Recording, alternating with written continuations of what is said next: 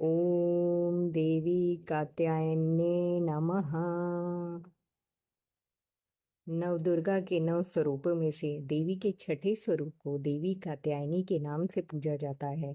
माता कात्यायनी की पूजा नवरात्रि के छठे दिन यानी षष्ठी को बड़े धूमधाम से की जाती है। देवी की महिमा को लेकर 2 कथाएं हमारे हिंदू धर्म में अत्यंत प्रचलित हैं।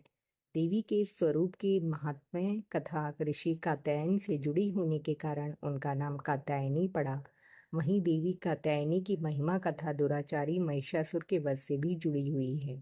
आइए भक्तजनों, श्रवण करते हैं माता कात्यायनी की महिमा के रोमहर्षक कथा का।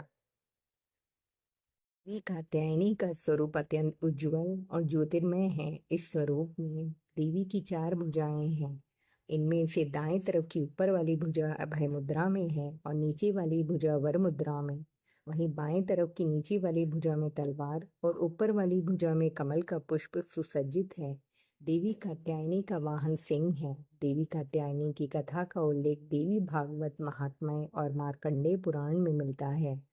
पुराणों में निहित कथाओं के अनुसार कत नाम के एक प्रसिद्ध महर्षि हुआ करते थे। उनके पुत्र का नाम ऋषि कात्य था।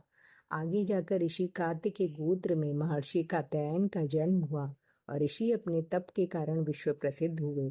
ऋषि कात्यायन की इच्छा थी कि देवी भगवती उनके घर पुत्री रूप में जन्म लें। इसलिए उन्होंने कई वर्षों तक देवी भगवती की कठोर तपस्या भी की। मान्यता है कि ऋषि कात्यायन की ऐसी एकनिष्ठ तपस्या से प्रसन्न होकर देवी भगवती ने तब उनकी इच्छा का मान रखते हुए उनके घर पर जन्म लिया।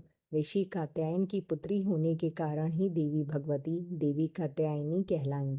महर्षि कात्यायन ने बड़े प्रेम से देवी कात्यायनी का पालन पोषण किया था। कुछ समय पश्चात पृथ्वी पर दुराचारी महिषासुर का उपद्रव सारी सीमाएं लांघ रहा था। महिषासुर को ये वरदान मिला हुआ था कि कोई भी पुरुष कभी उसे पराजित या उसका अंत नहीं कर पाएगा। इसलिए उसे किसी का डर नहीं था और देखते ही देखते उसने देवलोक पर भी अपना कब्जा कर लिया था। तब भगवान विष्णु, प्रजापति ब्रह्मा और देवाधिदेव महादेव ने उसका विनाश करने के लिए अपने अपने तेज से मिलित एक देवी को उत्पन्न किया। मान्यता है कि महर्षि कात्यायन ने इस देवी की सर्वप्रथम विधिवत पूजा की थी, इसलिए देवी को कात्यायनी के नाम से जाना गया। वहीं देवी कात्यायनी से जुड़ी एक अन्य पौराणिक कथा के अनुसार देवी की उत्पत्ति महर्षि कात्यायन के यहाँ अश्विन महीने की कृष्ण चतुर्दशी को हुई थी। इसके बाद महर्षि ने शुक्ल सप्तमी, अष्टमी और नवमी तक देवी की अपने आश्रम में विधिवत पूजा अर्चना की और दशमी को देवी के स्वरूप ने महिषासुर का वध किया था। यही कारण है कि देवी के इस स्वरूप को देवी कात्यायनी के नाम से जाना गया था। महिषासुर का अंत करने के कारण देवी को महिषासुर मर्दिनी के नाम से भी जाना गया।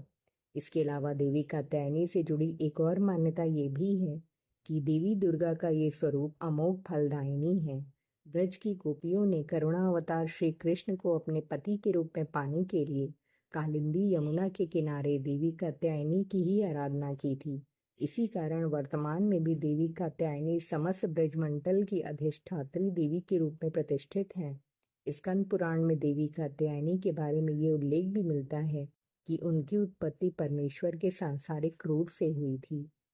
नवरात्रि के छठे दिन देवी दुर्गा के स्वरूप की पूजा का काफी महत्व है। ऐसी मान्यता है कि देवी कात्यायनी की पूजा में लाल और सफेद रंग के कपड़े पहनना बहुत शुभ होता है। मान्यता तो ये भी है कि माता कात्यायनी के चरणों में अपना सब कुछ समर्पित करते हुए इनकी आराधना करने वाले भक्तों को उनके दर्शन प्राप्त हो जाते हैं। देवी के इस स्वरूप के पूजन से भक्तों में एक अद्भुत शक्ति का संचार होता है।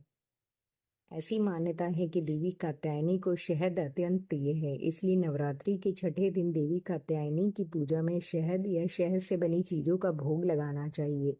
देवी कात्यायनी के विधिवत पूजन के पश्चात महादेव की भी पूजा करने की मान्यता है। देवी दुर्गा के कात्यायनी अवतार की कथा हमें ये सीख देती है कि अगर भक्ति और संकल्प सच्चा हो तो परम प्रकृति की कृपा सदैव बनी रहती है। जिस प्रकार महर्षि कात्यायन की एकनिष्ठ तपस्या से प्रसन्न होकर देवी दुर्गा ने उनकी इच्छा और तपस्या का मान रखा, ठीक उसी प्रकार मनुष्य को भी अपनी भक्ति, निष्ठा और संकल्प के पद पर अविचल रहना चाहिए। जय माता दी। माता रानी सबका कल्याण करें। जो भी भक्त ये कथा श्रवण कर रहा है, माता रानी उन पर अपनी कृपा दृष्टि बनाए रखें, उनका मंगल करें और उनकी सभी मनोकामनाएं पूर्ण करें। जय माता दी।